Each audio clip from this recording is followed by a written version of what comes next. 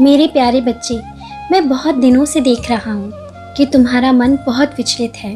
तुम अपने मन को स्थिर नहीं रख पा रहे हो। तुम इतने विचलित क्यों हो? ऐसी कौन सी चिंताएं हैं जो तुम्हारे मन को स्थिर नहीं रहने दे रही हैं, तुम्हें शांत नहीं रहने दे रही हैं? तुम्हारे मन में प्रतिपल अजीब अजीब से विचार आते रहते हैं और जिस कारण तुम अपने मन को कहीं भी लगा नहीं पाते।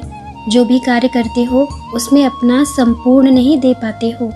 तुमसे कोई भी कार्य भली भांति नहीं हो रहा है और इसीलिए तुम्हारी परेशानी बढ़ती ही जा रही है। तुम दिन ब दिन परेशान और चिंतित होते जा रहे हो। तुम्हें लगने लगा है कि तुम कुछ भी नहीं कर पा रहे हो। तुम इस जीवन में क्यों हो? तुम बेकार ही इस जिंदगी को जी रहे हो क्योंकि तुमसे तो कुछ हो ही नहीं रहा है। लेकिन मेरे बच्चे, ऐसे मत सोचो। तुम्हें इस स्थिति से बाहर आना होगा। तुम्हें खुद को संभालना होगा। तुम्हें इस प्रकार के नकारात्मक विचारों को अपने अंदर भरने नहीं देना है। तुम्हें नकारात्मकता से दूर रहना है। वो तुम्हें अपनी ओर आकर्षित कर रही है, किंतु तुम्हें ऐसा नहीं होने देना है। तुम अभी तक अपने बीते हुए समय में जी रहे हो।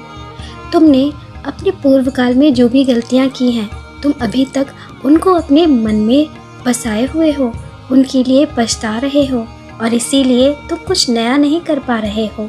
लेकिन मेरे बच्चे, तुम पुरानी बातों से बाहर निकलो। मुझे भली भांति ज्ञात है मेरे बच्चे कि तुम बहुत रोते हो।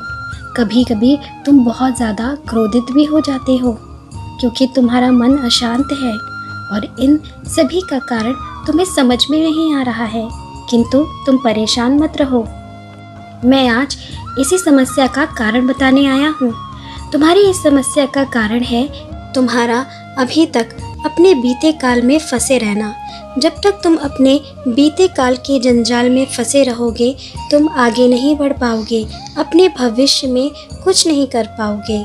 यूं ही पुरानी चिंताओं में ही फंसे रहोगे। इसीलिए मेरे बच्चे, मैं सदैव तुमसे कहता हूँ कि तुम अपनी पुरानी गलतियों को भूलकर जीवन में आगे बढ़ो। मेरी भक्ति में अपने मन को लगाओ, क्योंकि मेरी भक्ति और मेरी आराधना ही तुम्हारे मन को शांत कर सकती है, तुम्हें चिंता से मुक्त कर सकती है। तो मेरे बच्चे, मेरी इस बात पर ध्यान दो। तुम्हारा कल्याण हो।